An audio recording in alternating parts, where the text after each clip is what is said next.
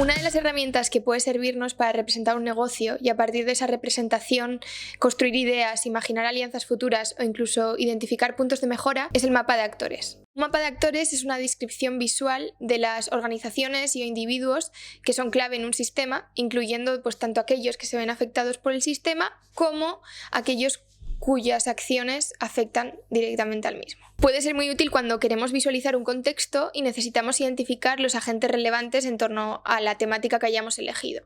Nos permite mapear y visualizar de manera muy clara cuál es esa red y qué agentes lo componen. Los mapas de agentes muchas veces se denominan mapas de stakeholders. Sin embargo, como puede haber agentes importantes, como podría ser la administración pública, que no siempre son parte de la iniciativa, pero sí influyen y afectan de alguna forma en ese contexto, preferimos utilizar el término de mapa de actores, pues nos parece más inclusivo y general. El primer paso del proceso de mapeo sería identificar el tema del mapa y establecer límites en torno a esa temática. Lo específico que sea ese mapa dependerá de distintos factores, como por ejemplo la dimensión geográfica, dependerá mucho si hablamos de un tema que queremos abordar a nivel local o si estamos hablando de un nivel regional o incluso a nivel nacional, ¿no? Por el otro lado, también dependerá del nivel de detalle que queramos de ese mapa. Si hablamos de un mapa de actores más genérico, pues hablaremos de escuelas en general, agencias gubernamentales, proveedores de servicios. Sin embargo, si queremos ir mucho más al detalle, pondremos nombres y apellidos concretos a esa organización, a ese individuo o a esa iniciativa concreta. En segundo lugar, trataremos de establecer un marco del sistema, una estructura más o menos organizada pero flexible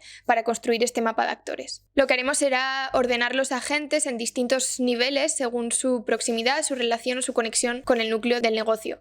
Para ello vamos a dibujar distintas órbitas que hablarán de la proximidad de cada uno de los agentes a ese centro o a ese core. El primer nivel sería el núcleo, ¿no? Que hablaría de esos agentes indispensables y fundamentales para poner en marcha esa iniciativa, llevar a cabo ese servicio o desarrollar ese negocio determinado. En el segundo nivel hablaríamos de agentes directos. Si tratáramos de un negocio, pues podríamos hablar de proveedores, de usuarios, clientes, aliados clave para la parte comunicativa. Depende mucho de si estamos hablando de un mapa de agentes más genérico o algo más específico, pero en este segundo nivel, esta órbita, ¿no? Serían los que guardan contacto directo y muy estrecho con los agentes clave del núcleo.